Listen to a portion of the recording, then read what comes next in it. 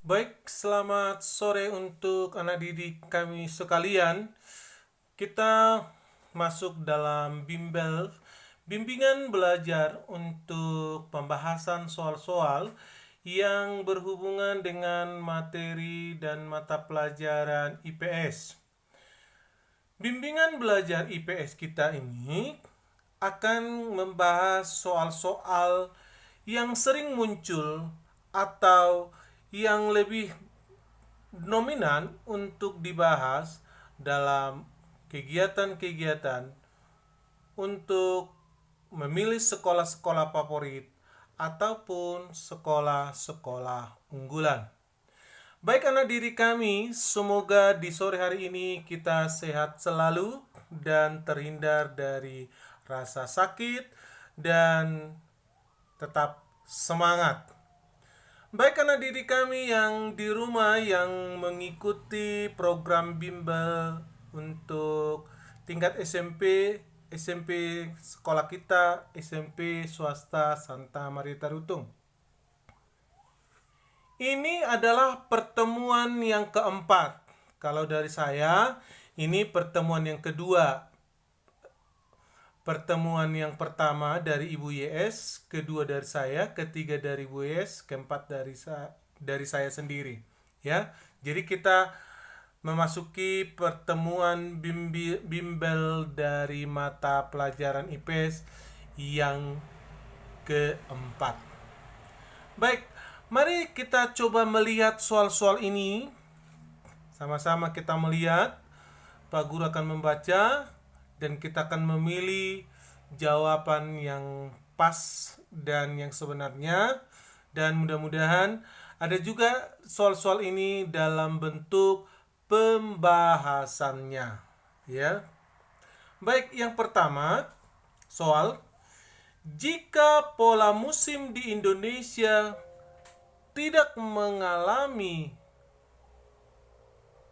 perubahan, maka waktu yang tepat untuk memulai menanam padi tanah hujan di wilayah Sumatera, Jawa, dan Bali paling cocoknya adalah apakah A.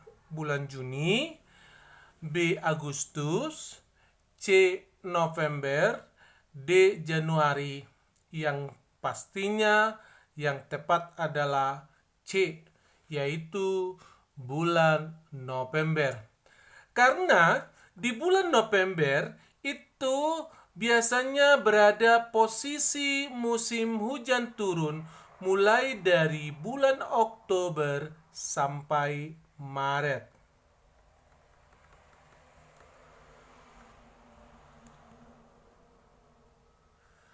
Baik, soal yang kedua. Kita masuk soal yang kedua. Soal yang kedua yaitu salah satu pola curah hujan di Pulau Sumatera ditandai oleh tingginya intensitas curah hujan di bagian barat pulau dibandingkan dengan bagian timur. Dengan demikian, kabupaten manakah yang rawan terjadi bencana tanah longsor? Bencana tanah longsor apakah di Solok Subar, apakah di Ogan Komering Hilir Sumatera Selatan, apakah di Tanjung Jabung Barat Jambi, atau di Pelalawan Riau? Yang tepatnya adalah di Solok Subar. Baik, kita masuk ke soal yang ketiga. Indonesia merupakan negara kepulauan yang berada di antara garis lintang 6 derajat lintang utara sampai dengan 11 derajat lintang selatan. Hal ini memberikan keuntungan di bidang ekonomi, yaitu apakah jawaban A. mempermudah penggalian bahan tambang, B. menjadi destinasi pariwisata utama, C. C. Mempercepat penyebaran kebudayaan Indonesia. D. Memudahkan penyebaran kebudayaan di Indonesia. Yang paling tepat, paling cocok adalah menjadi destinasi pariwisata utama. Baik, kita masuk ke soal yang 4. Soal yang 4, Indonesia memiliki lebih kurang 13.466 pulau dan diapit oleh benua Asia dan Australia. Dengan demikian, Indonesia harus mampu menyediakan sarana transportasi penghubung berupa transportasi lokal untuk tujuan wisata, B. bandara yang bertaraf internasional, C. pelabuhan barang dan jasa, D. transportasi darat berupa kereta api. Dari jawaban yang paling pas, yang benar adalah C, yaitu pelabuhan barang dan jasa. Kita masuk kenapa dikatakan pelabuhan barang dan jasa.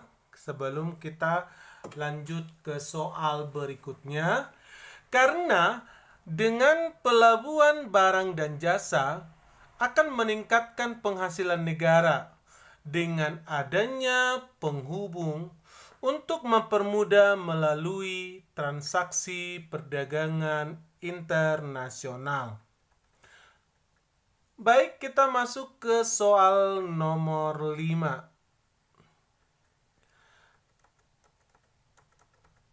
Sarana transportasi yang cocok diterapkan untuk menghubungkan antara kabupaten di Provinsi Papua adalah, apakah jawabannya A. laut, B.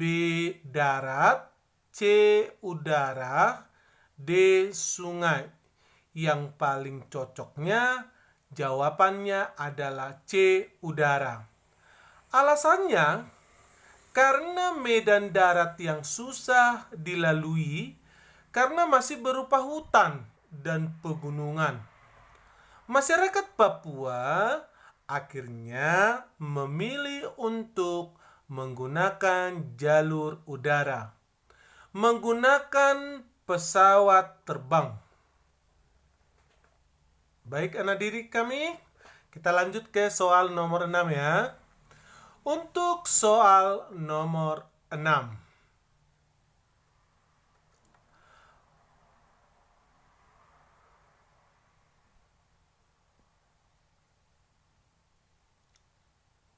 Mata pencaharian masyarakat yang bermukim di daerah dataran rendah adalah, apakah A. nelayan, B. pedagang, B.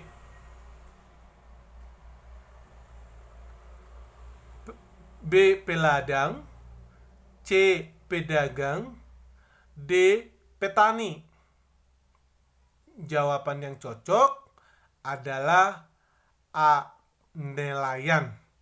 Alasannya, karena dataran rendah berada di 0 sampai dengan 200 mdpl. MDPL itu artinya kedalaman mulai dari air di dasar laut. Di antara semua pilihan, hanya ada satu mata pencarian di dataran rendah, yaitu nelayan.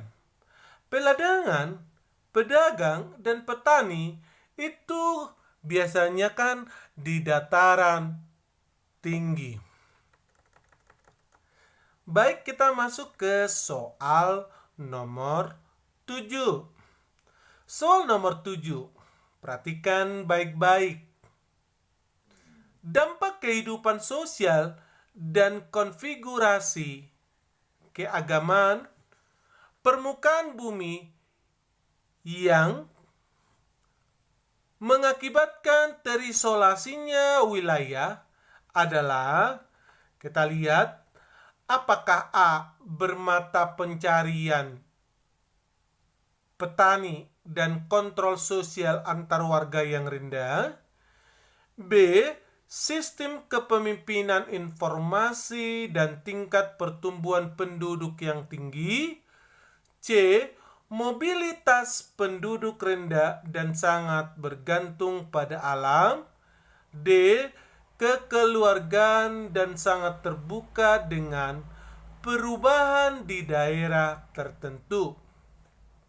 Jawabannya adalah C. Mobilitas penduduk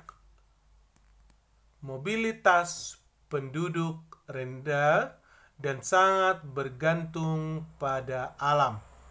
Bicara tentang mobilitas itu adalah keadaan daripada seseorang dengan keadaan ataupun kedudukan ekonominya.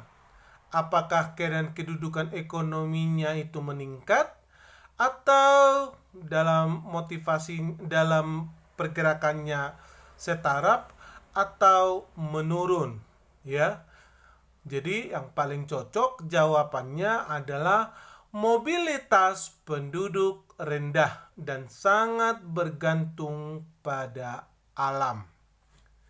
Baik, karena diri kami, kita masuk kepada soal berikutnya. Soal yang ke-8.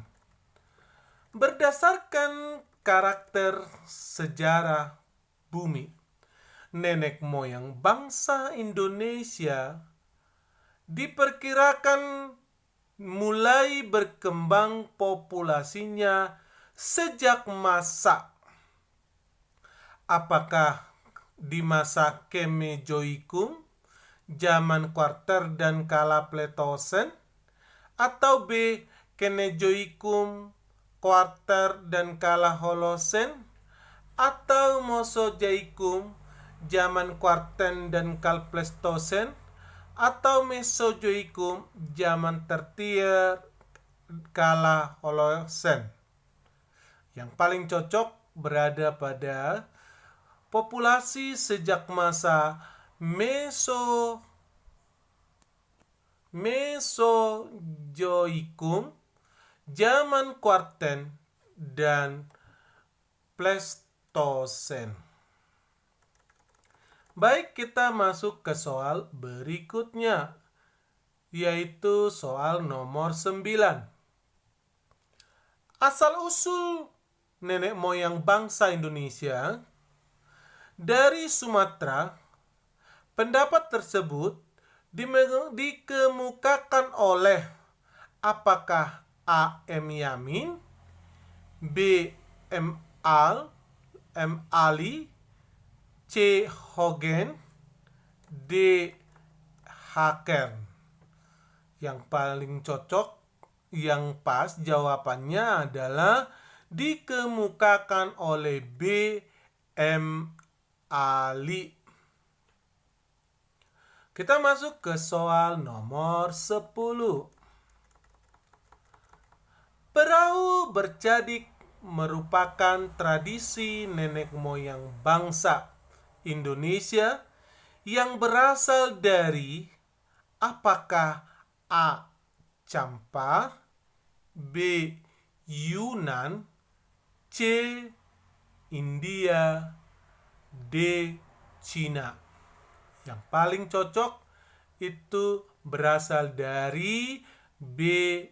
Yunan. Baik, kita masuk ke soal nomor 11. Benda-benda peninggalan manusia praaksara pada masa Paleolitik adalah, ada pilihannya, apakah A. kapak persegi, kapak lonjong, kapak genggam, dan kapak penetak, B. kapak parimbas, kapak genggam. C. Kapak lonjong, kapak corong, dan kapak penetak. D. Kapak perimbas, kapak penetak, pahat genggam, dan kapak genggam. Yang paling cocok jawabannya adalah B. Kapak perimbas, kapak genggam. Kita masuk kepada soal berikutnya, yaitu soal nomor 12. Perhatikan pernyataan berikut ini. Ada beberapa pernyataan. 1.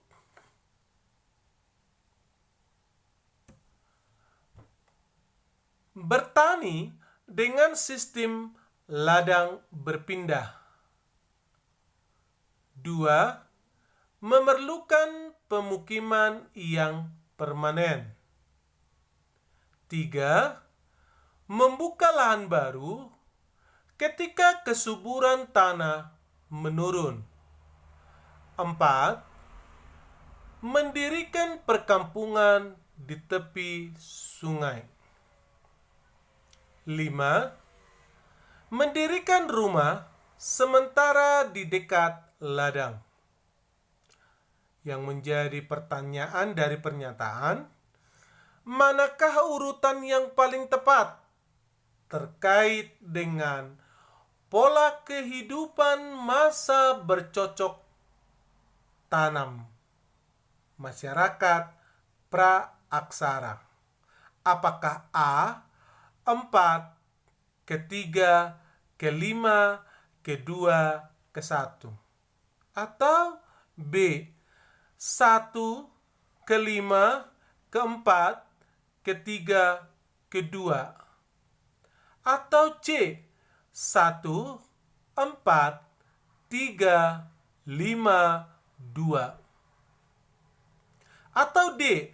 4, baru ke-3, baru ke-2, baru ke-5, baru ke-1. Nah, dari pernyataan berikut urutan yang pas adalah D.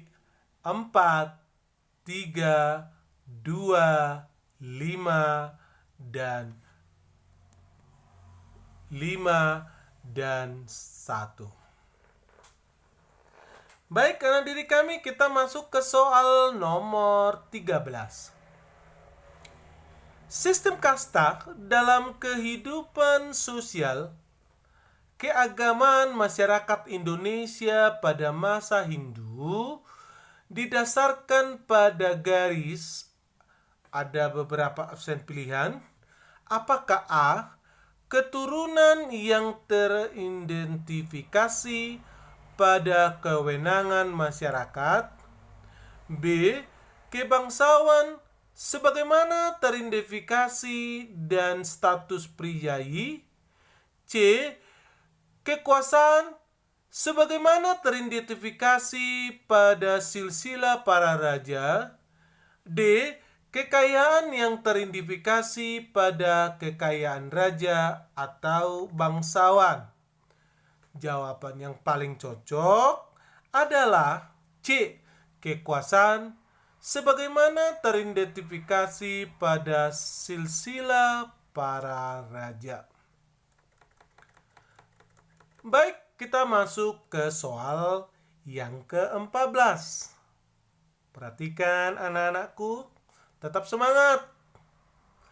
Bangunan stupa dan candi sebagai cerminan kehidupan sosial budaya merupakan hasil akulturasi antara pengetahuan keagamaan Hindu dan Buddha dengan bangunan asli Indonesia, yaitu apakah menhir, atau B. dolmen, C. sarkofagus, D.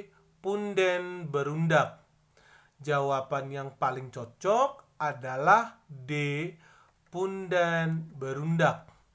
Alasannya adalah karena akulturasi sama dengan kontak budaya, yaitu bertemunya dua kebudayaan yang berbeda, melebur menjadi satu, menghasilkan kebudayaan baru, tetapi tidak menghilangkan kepribadian atau sifat kebudayaan aslinya. Salah satu akulturasi terdapat pada seni bangunan, contohnya candi. Candi terdiri dari unsur Indonesia yaitu punden berundak, sedangkan unsur India adalah stupa. Baik, kita masuk ke soal nomor 15. Yang termasuk kepada ciri-ciri negara berkembang adalah di bawah ini semua adalah ciri-ciri negara berkembang, negara maju dan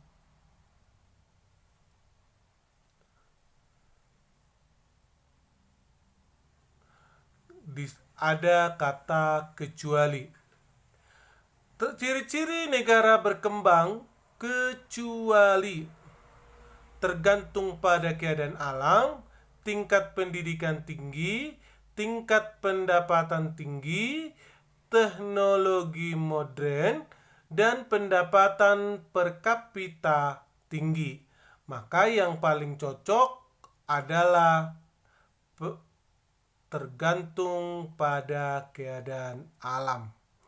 Alasannya, ketergantungan pada alam biasanya itu untuk negara berkembang. Baik, kita masuk ke soal nomor 16.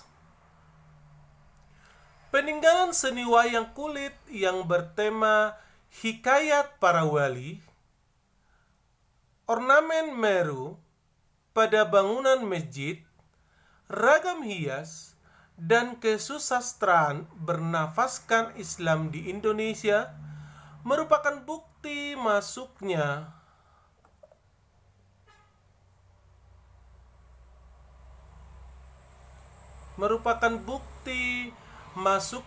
Islam ke Indonesia melalui proses dengan pilihan apakah akulturasi, apakah enkulturasi, apakah asimilasi, apakah asosiasi.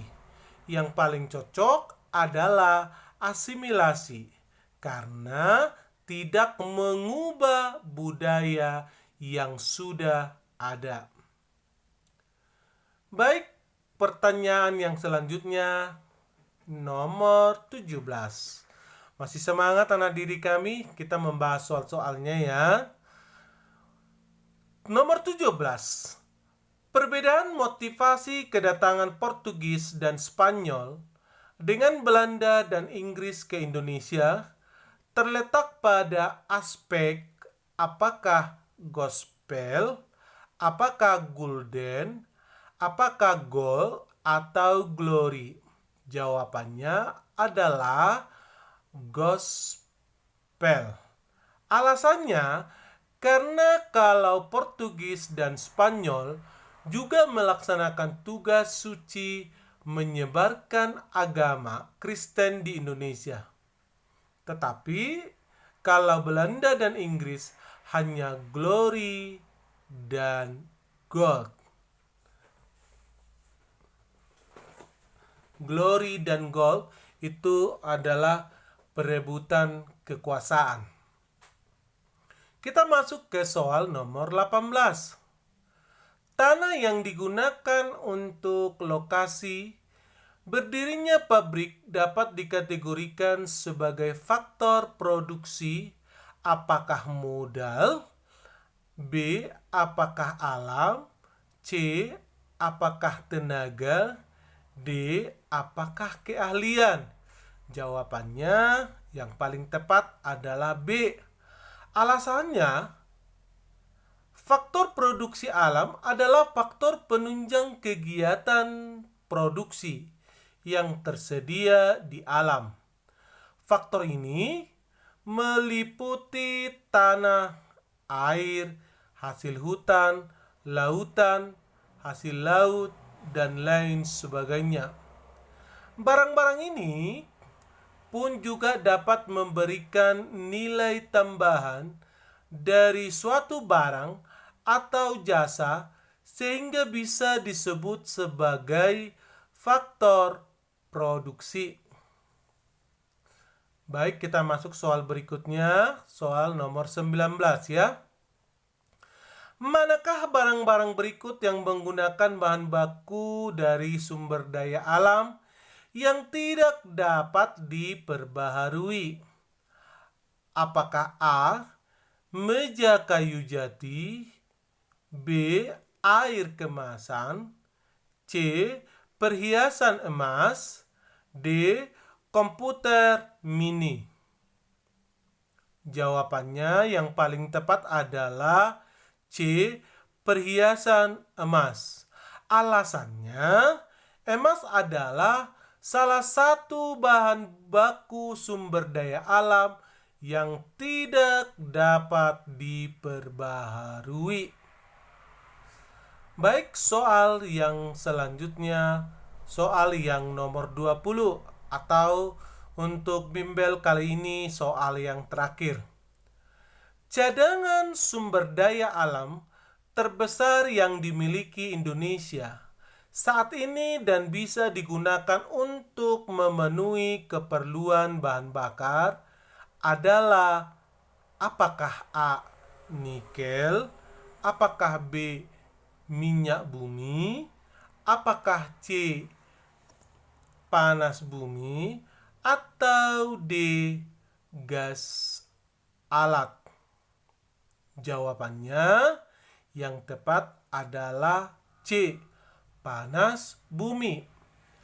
Alasannya, minyak bumi salah satu sumber daya alam terbesar untuk digunakan keperluan bahan bakar. Baik anak didik kami, ada 20 soal. Kita coba bahas. Nanti bisa juga dibaca-baca lagi, bisa juga dipahamin, karena ini adalah penjelasan dari soal-soal dan kita lengkapi dengan penjelasan jawaban. Jika dari soal nomor 1 sampai dengan nomor 20 ada yang kurang jelas, bisa ditanyakan kepada saya melalui Japri WA Pak Guru. Gak usah di bimbel ya, gak usah di grup bimbel. Dibuat saja melalui Japri WA Pak Guru dan dibuat di situ nama dan kelas untuk bisa kita konsultasi dalam hal-hal materi pembelajaran ini untuk yang menginginkan penjelasan lebih lanjut maksudnya mungkin, atau jawaban yang mungkin merasa kurang pas, kita bisa saling sharing untuk menjelaskan. Ya anak-anakku sekalian yang mengikuti bimbel ataupun bimbingan belajar di sore hari ini dari saya.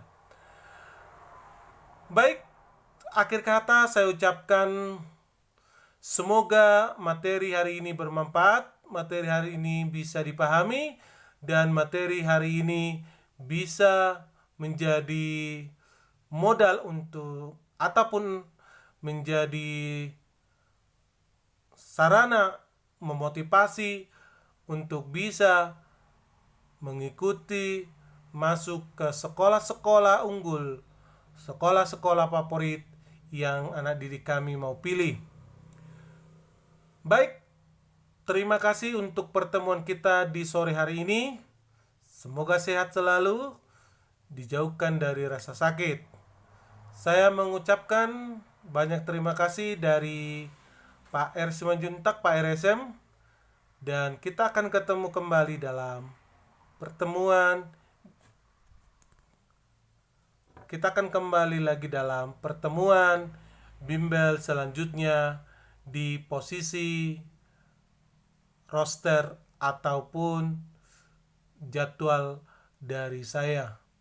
Saya ucapkan banyak terima kasih dan horas.